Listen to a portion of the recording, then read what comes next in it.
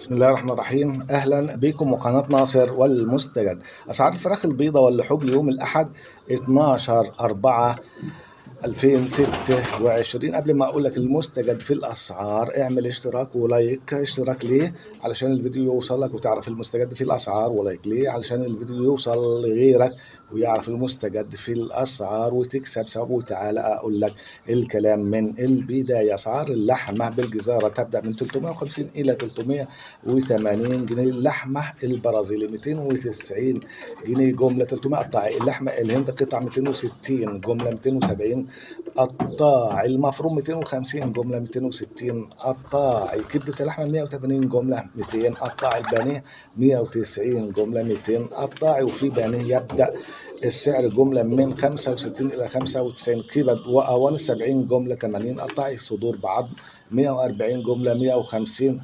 قطاعي. صدور مخلية 180 جملة 190 قطاعي. وراك 100 جملة 110 قطاعي. البط البلد 120 مزرعة 130.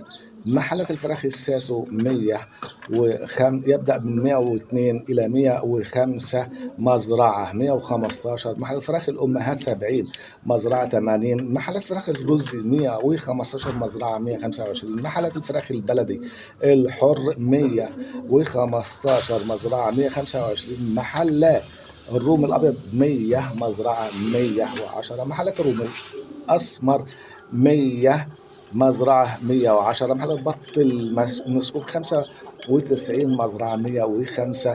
محلات البط المولار 70 مزرعة 80. محلات البط البكيني 60 مزرعة 70. محلات السمان من 65 إلى 75. محلات جوز الحمام من 170 إلى 190. محلات الأرانب 105 مزرعة 115. محلات أسعار البيض الأبيض الكرتونة النهاردة نزلت بقت ب100 جنيه سواء كان للأبيض أو الأحمر، وبتتباع في المحلات 110 سواء أحمر أو أبيض.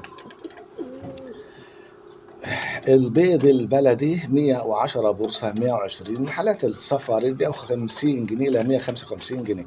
الفراخ البلدي العتائي 75 مزرعة 85. محلات الفراخ الأحمر البيض 60 مزرعة 70. محلات الفراخ الأبيض البيض 55 مزرعة 65. محلات الفراخ البيض 80 مزرعة 90 محلات.